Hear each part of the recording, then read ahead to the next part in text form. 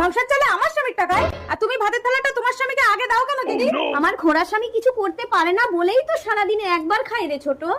আমাকে বাইরে লেখাপড়া শিখাতে গিয়ে তো তোমার পাটা নষ্ট হয়েছে। ঠিক আছে, কত টাকা লাগবে বলো, আমি দিয়ে দিচ্ছি, তোমরা আলাদা করে খাও। রোজ রোজ এই অশান্তি আমার আর ভালো লাগে না। তুই তখন 6 মাসের, চারিদিকে মহামারী, মরণ ভাইরাস, বাবা মা দুজনকেই কেড়ে নিল।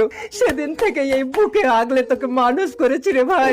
আমরা আলাদা করে খাবো, এই নাও ভাতের থালাটা ধরো। এই যে নিজের রোজগারের টাকায় ভাত খাবে, আমার স্বামী কিছু করতে পারে না বলেই তো এই সংসারের সমস্ত কাজ আমি করি ছোট। এইসব ইমোশনাল ব্ল্যাকমেল করে কোনো লাভ নেই, যাও এখান থেকে। এই নাও তোমার ল্যাম্প। বড় বউ, আমার না ভীষণ খিদে পেয়েছি। এই ভাতটা আমি খেয়ে নেবো। না না, এবার তুমি খেও না। এটা নোংরা। আয় ম্যাও আয়।